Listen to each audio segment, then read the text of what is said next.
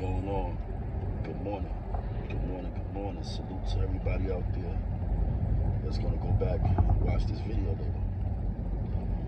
I want to say salute to all my son fans, all the people that's been sending me DMs and, dropping, me some real good information to me as far as my son and, talking highly of my boy. I definitely appreciate you guys. You know what I'm saying? Even to the people that got the little evil stuff to say and the nasty stuff to say, you know what I'm saying? God bless y'all as well. Because I don't wish this on nobody. You know what I'm saying? Today me, tomorrow you. Just remember how that slogan goes. But I had a question that a couple of people was asking me, and I seen it in the comment section, and it was in my DM. A few people was asking me, where's Chii from? Is Chii from 3rdSide, or is Chii from SevSide?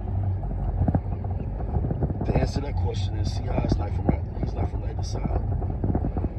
See, Chii was born in Brookdale Hospital in Brooklyn. And from there, he came home from the hospital to the Bronx. His mother lived in the Bronx, River Park Towers, actually, on Cedric Avenue. She lived outside the towers on the outskirts of the towers, but her family lived in the towers, and at the present time, I was living in the towers. I lived in River Park Towers for over 20 years. My son was raised inside of River Park Towers. And from there, I moved to North Carolina. A year after I moved to North Carolina, I came up to New York and I got my son. And he stayed with me all the way up until he was 15, 16 years old. And his moms wanted him back in New York.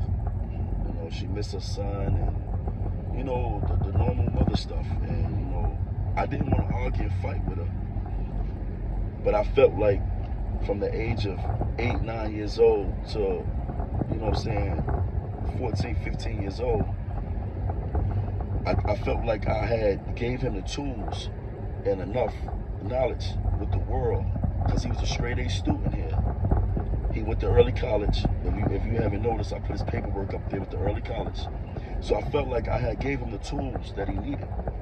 And I didn't want to let my son go. I didn't want to send him back. But who am I to tell a mother that she can't have her son? When the plan was for me to get him straight, and then, let him come on back to his mama. See, Chii is what y'all call him, but his name is Jaquan McKinley. Jaquan was a little rough little boy growing up. He stayed fighting all the time. I gotta be honest. He was a little fighter. He scrapped all the time growing up. He do stuff like ride bikes down steps and shit. Willieing up and down the steps and busting his ass and got stitches in his head and broke his finger. And Jaquan was a rough little cookie, man. You know what I'm saying? I can smile and laugh about it now. I miss my son a lot, man. And see, it gave me goosebumps talking about him. You know what I'm saying? I know he's sitting right here laughing with me.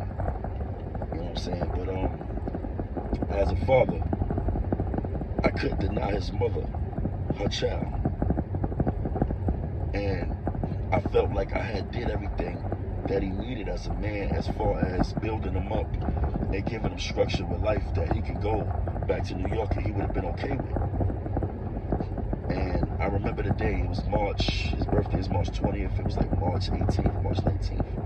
I had sent him back up there so that he can be there for his birthday with his moms and stuff. And when I sent him back up there, my baby became a little young man. And he started, doing what normal kids do, which is get into stuff. But he was staying with his mother, and then he went down to Smith Houses down in Manhattan. And that's where he adopted all the Crip stuff and all the gang stuff. And what I'm gonna do is I'm gonna show a message that I sent, that I hit him with in 2019. When I told him, I don't agree with what you're doing. I don't like what you're doing.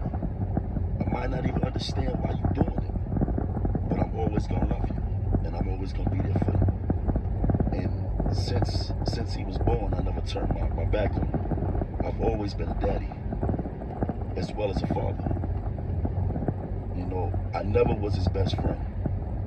See, I think that's where we go wrong with our children, by trying to be their friends.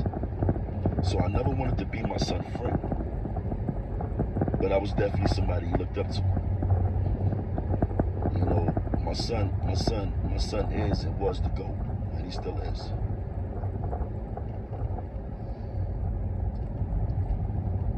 You know, talk about him and do something to me.